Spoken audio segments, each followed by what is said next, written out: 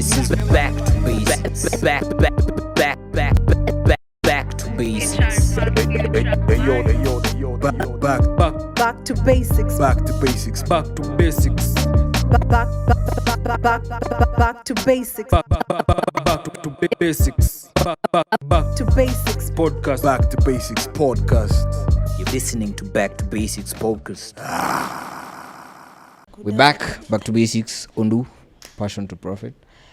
I am joined by another dope creative, Aiko, Antonnate Aiko. She's a dancer, award-winning dancer. Not yet, but but soon to be. Amina to that.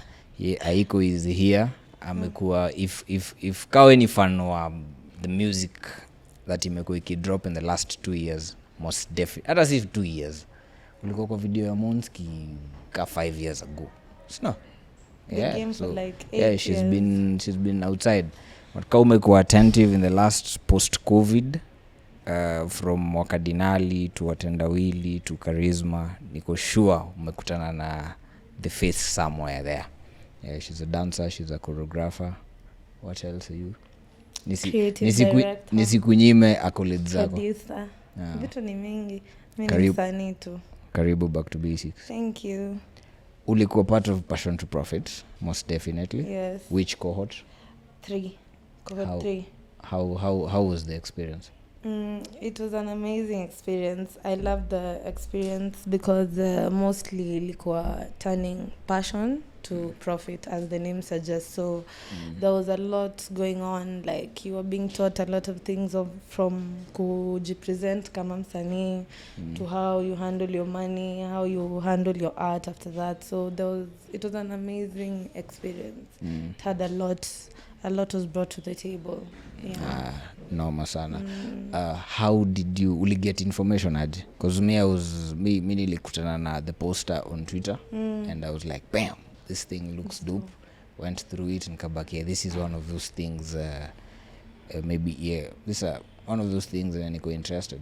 How did you come to know about it? Interesting. Considering you as a dancer, you spend 3/4 of your creative life outside, as opposed to unajua tuseme mtu kama a rapper, a singer atakuwa kwa stu writing nini but as a dancer uko nje.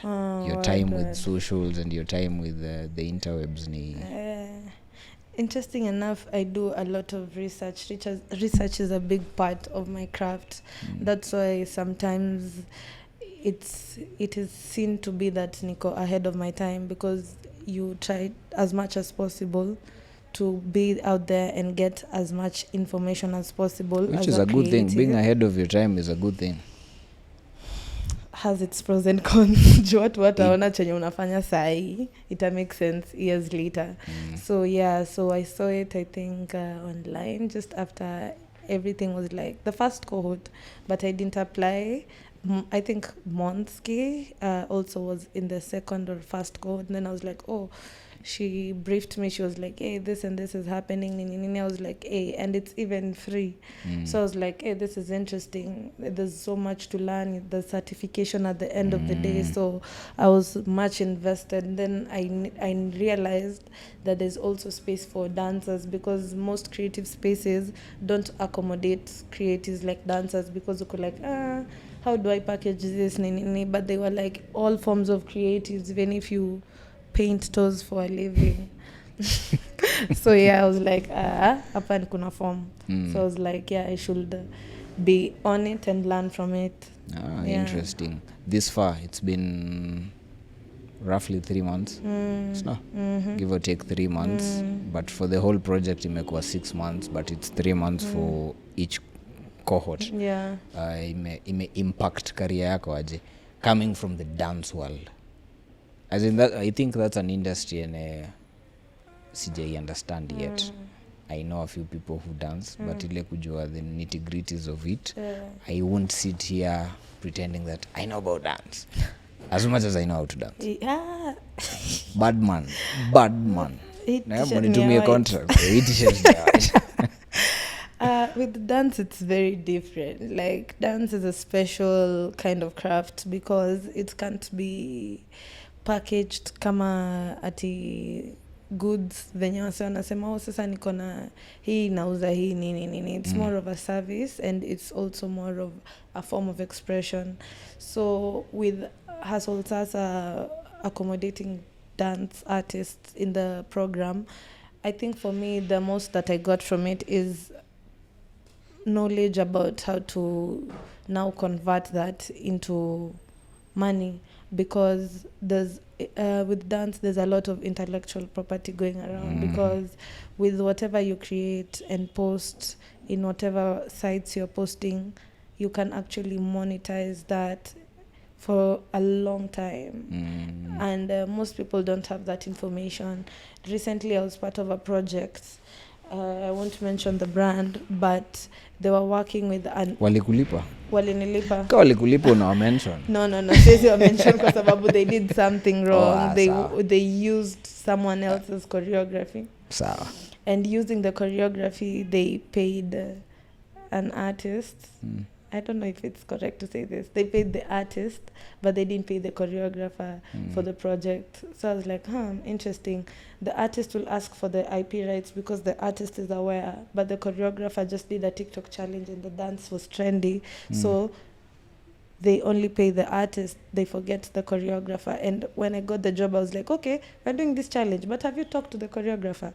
They're like, we'll just sort that out. It was just a dance challenge. And I was like, being aware and being woke in your craft is very, very important. Just sasa una imagine kitu ka inge happen majuu ingekuwa sahi a court case, mse angesu hiyo kampuni na hata $100 million. But why will you think it may happen to 254 hauwezi sue for it? Kwa sababu msanii hayuko woke. Msanii akujoin Hustle Sasa kulearn vitu kama hivi. Nice. Ajue ati by them say akitumia hizi moves zangu kufanya kazi corporate ama kufanya hata any other form of work. I'm supposed to get paid, especially if there's money involved. So there's a lot of that I've been putting a lot of energy for the past 2 years, kwa sababu hata artist ama nini, there's so much. Like say na feel ni kama 15% of my craft ndio kudance. Hiyo the 85% ni more of kuwa aware of pali unaenda, chenye unafanya, venye nakusaidia, venye unaweza translate into money now and the future. We're not planning to do this till we die on the deathbed. Yani why shouldn't you? Ina generate money ukinini. Si ati sasa ati yote na nimeitwa. It's not ati work it. Ni unalipwa, unajua, unafanya kazi, unajua hii kazi inaweza work for me for like 2-3 years. Si ati ni hivi nimefanya hand to mouth. Yeah, hand to mouth is the word. Yeah. Ni interesting. I love that. For me, I didn't even know like yes, nilijua kuna dancers, but nilikuwa like the moment I realized you're there, I was like, this is so dope. The dance world. Najua kuna challenges mob, but for me, I think this far with the information that we have, we need to be extremely solution oriented. So we are moving into 2024. You've been part of the cohort for 3 months. Umepata knowledge, umepata game and all that. Network na see most definitely from 1,000 of us lazima umepata wase kadhaa wenye mna think the same, mnaweza build magic next year 2024. What's the playbook? I'll melt away. Ni 2 weeks away apparently. Kai what a separation. Okay, like me by the say life yangu ni taking a day at a time. There's a lot that now in 2024 looks a lot like actually nimesema 24 ama 22. Umesema I think hata 2022. 2024 niko like bro, mimi niko kwa time capsule. Yeah, uko trapped 2022. Manze 2022 was a very beautiful year. For real? Yeah, even this year has been this year imekuwa na challenges. 22 was an amazing year. Next year will be extremely amazing. I think next year will be beautiful. It must be. It has to be. It must be. It looks a lot like new opportunities, money, new artists, sana new artists, open-minded artists, and a lot of collaborations in a come next year. I'm up for collaborations with artists big time. Watu wenye wana think ahead of time, so transactional necessarily. A lot of 2023 imekuwa transactional, like I'm not working with you if you're not aufiki bei. But na feel 2024 itakuwa a lot more collaborative kwa sababu ya venye vitu zina change technology wise, work wise, pia creative industry wise, na creative economy wise pia. We need to create bodies of work that now we can sell, export. Saipali tumefika. And as I said, like not to blow my own trumpet, but ku understand vitu from a broader perspective na kuwork na watu wenye wako na limited mindset inakurudisha nyuma. So that's why I'm saying next year inaka a lot of working with people who think more of property based as progression uko zile za hii kitu nikifanya hivi na hivi tunaweza export hivi na hivi. The same thing you mentioned earlier about you can't do only transactional things with your craft. Ni nauza hii, nunua ishe. You know, you can make it iko kitu yenye na last for long as an artist. So true. I think it's high time most artists would do a lot of research in their craft. Or sign up for this kind of programs. I hope itakuwa next year.